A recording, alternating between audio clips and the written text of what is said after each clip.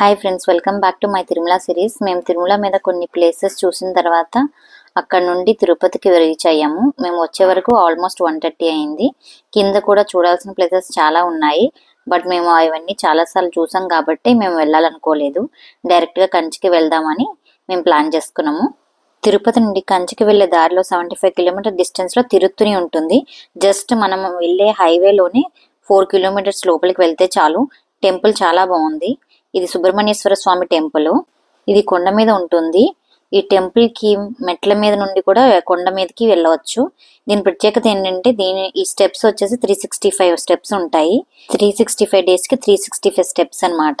ఇది మురుగన్ యొక్క 6 పవిత్ర క్షేత్రాల్లో ఒకటి. ఇక్కడ స్వామివారు వల్లి దేవసేన సమేతంగా దర్శనమిస్తారు. స్కంద షష్ఠి ఇక్కడ చాలా స్పెషల్ గా జరుగుతుంది. మేము ఈ టెంపుల్ దర్శనం చేసుకోగానే డైరెక్ట్ గా శివకంచికి వెళ్ళాము. ఆల్మోస్ట్ మేము రీచ్ అయ్యే వరకు 6 అయ్యింది. ఈ టెంపుల్ ని ఏకాంబరేశ్వర దేవాలయం అని పిలుస్తారు. పంచభూత క్షేత్రాల్లో ఒకటి. ఈ టెంపుల్ ప్రత్యేకత ఏంటంటే 192 ఫీట్ గాలిగోపురం, 1000 స్తంభాల మండపం చూడవచ్చు. ఇక్కడ 3500 ఇయర్స్ నాటి మామిడి చెట్టు ఉంది. ఈ మామిడి చెట్టు 4 కొమ్మలకు 4 రకాల రుచికల పళ్ళు కాస్తాయి. ఇప్పుడు ప్రస్తుతానికి దాని ప్లేస్ లో దేవాలయం వారు కొత్త మామిడి చెట్టును నాటారు. దాని కాండాన్ని మనం దేవాలయంలో చూడవచ్చు. మేము టెంపుల్లో దర్శనం చేసుకుని బయటికి వచ్చే వరకు ఆల్మోస్ట్ 7 అయిపోయింది. ఇంకా మేము కంచి కామాక్షి అమ్మవారి టెంపుల్ ఇంకా విష్ణు కంచి వెళ్దాం అనుకున్నాము.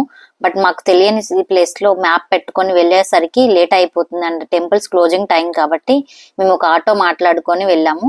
కంచి కామాక్షి అమ్మవారి టెంపుల్ జస్ట్ 2-3 కిలోమీటర్స్ డిస్టెన్స్ లో ఉంటుంది శివకంచి నుండి. కంచి కామాక్షి అమ్మవారి టెంపుల్ 18 శక్తిపీఠాల్లో ఒక శక్తిపీఠం. మేము వెళ్లే టైంకి అమ్మవారిని పల్లకి సేవ చేస్తున్నారు. చాలా బాగా అనిపించింది. అక్కడ దర్శనం అయిపోగానే మళ్ళీ విష్ణు కంచికి వెళ్ళాము.